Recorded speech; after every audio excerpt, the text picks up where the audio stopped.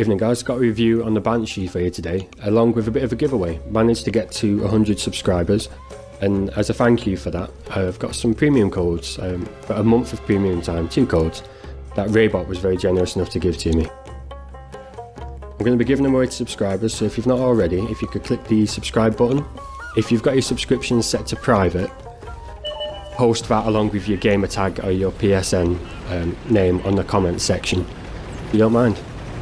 So thanks to all my current subscribers and to any more who might do. Onto the video. The Banshee is pretty much just like the Tech 3 Comet. It's got slightly better aiming time, but for the most part it's the same tank, so if you've played that tank and you enjoy it, buying this one is a bit of a no-brainer for you if you do want the same tank but with premium benefits. For those who don't have it, it's a tier 7 British medium tank. It plays up to tier 9. It's fairly fast, goes about 50 kilometers forwards. It's got absolute paper for armor, so don't really expect to bounce any shots.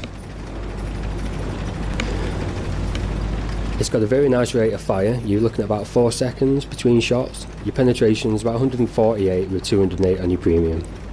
And your aiming time is 2.1. It's pretty good, the gun. You're not going to do much sniping in it, but this is more of a mid-range hilltop fighter and flanking kind of tank. And if you can do that, it's really quite good. This tank I found up here is a light tank, but I've made a mistake already. I'm not very good in mediums. I've spotted the light tank and I've gone to go get some shots on him, which I do manage to do. You get to see the gun at work. But that CDC there, I completely missed him. So he's going to circle around. Thankfully, he doesn't really get any shots on me. I'm able to back off out of the way and back into cover. Always try doing that if you do get in a bad spot, like I've said in other ones. Don't just sit there, get back to cover if you can. You can always fix a bad situation if you realise you've done it. Now, backed off from this guy, he's getting shot at, and while he's distracted I'm going to put some shots into him. You can see after I fire, I'm making sure to try and stay in cover. At this point though, he's driven off. To go chasing after him and get me killed, I do see people do things like that, but I've turned around and I'm going to look for a better target elsewhere. Managed to spot a Tiger 131 over there. I'm going to use the rock nearby as a bit of cover and start shooting. So this one's a bit further away, but you can still see the gun. It's hitting him nice and reliably. You really do have to make sure you don't stay fully exposed in this tank though, because if someone shoots you, it's going to go straight through. You've got 1,150 hit points and you've got to be careful. Because here, I went too far forwards and I just lost a chunk of mine. That was bad move on my part. Managed to recover a little bit. I've perma-tracked the light tank here and we're just going to chip away at his hit points. But that T-34 really did hurt me, and I should have been paying attention and noticed he was there a little bit sooner than I did. Now, he's a tricky one to engage. I've not got amazing penetration. I'd have to stop him at weak spots, and I don't want to do that. So I'm just going to pop out, take an auto-aim shot, get back in cover. Now it's 3 A's popped up on the other side. Now the AP is good enough to go through his lower plate. I'll zoom in a minute and see if I can get you a shot. There you go. You can see all the holes in his lower plate. So it can go through that reliably enough. It's not a tank that you've got to spam premium in all the time. But if you do have a tough target in front of you, you're going to have to start slinging a few of them. So I do take a fair few, as you can see. Moving back around, I'm a bit wary of the T-34. So I've put a shot into the Hellcat instead. Because I can pen him reliably, basically. I've tracked the T-34 to try and circle him, because his turret traverse is slow, but he gets taken out. So instead I'm going to try circling the Hellcat. His turret traverse is also slow. I did block a teammate's shot there. You can see the mobility of the tank at work though, it's nicely fast. I'm going to try and do a bit of spotting over here, but I am wary because red tanks tend to go camp on that ridge over there.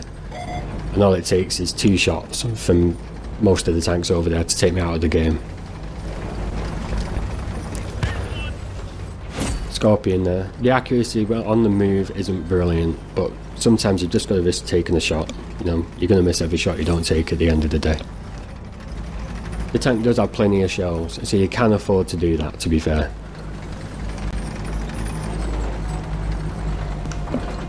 I'm hoping to light up some tanks, but there's quite a lot of cover over here. I don't want to go any further forwards. If I'd have driven straight down, then I could have got myself into a bad spot, so I'm just trying to bide my time a little bit until I know roughly where some of the enemies are.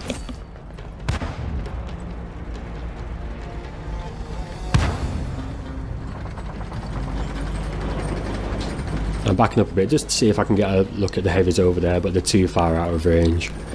I'm going to be here for a minute just while I figure out what to do, but I'm surrounded mainly by heavy tanks, so it's my turn to play scout, and that's another good thing you can do in this tank. It's fast enough and small enough to play the role of scout if you need to. It's not a role I'm very good at, but other people can make this tank look really, really well in the role. Apologies about that, that was a text message. So over here I'm just trying to get under these rocks. It means I'm covered from them, but I'm hoping if I can get up here a little bit I can start lighting them up. Just making sure the IS doesn't have a shot on me on the way, because again this tank is paper and he will take a chunk of hit points off me. Made a mistake here, I thought the Scorpion was the German one. That's why I backed off, because obviously the German one is quite nasty, but it's just the American one. So once I realised, I got aggressive and went in for the kill. You can see the tank climbing up the hill really quite easily. There's not much that's going to slow this thing down.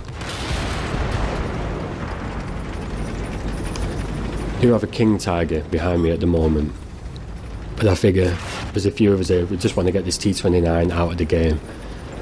Because that's always something worth bearing in mind. It doesn't matter if it's a top tier tank or a bottom tier tank, get as many guns out of the game as fast as you can. The Lurver's about to finish him, I couldn't get any reliable shots, and now I'm moving over to deal with the King Tiger. Fine if you're on the move, but again the gun doesn't seem so great on the move. It seems to do a lot better either if you can get really close or you can let your shots aim in. But I've got this guy on his own, all I've got to do is circle him and whittle down his health. Should be nice and easy, right? Would be for everyone but me who does things like that and manages to cartwheel my tank. The T-71 is going to leg it the other way so it's not seen next to the fool that is me, and I get to be upside down for a bit. So now my 10 seconds of utter shame are up. I'm having a quick look around and I realise there's two tanks. The one up there is surrounded, he's going to get killed, so I'm going to try going for the IS. I'm the fastest tank at the moment, other than the light tank, but he's not going to get there in time. We are capping, so at this point I'm going to be a bit careless and just try and get in a bit of damage while I can. I'm hoping that the IS is focusing on the TD on our team, which means I should be popping up behind him.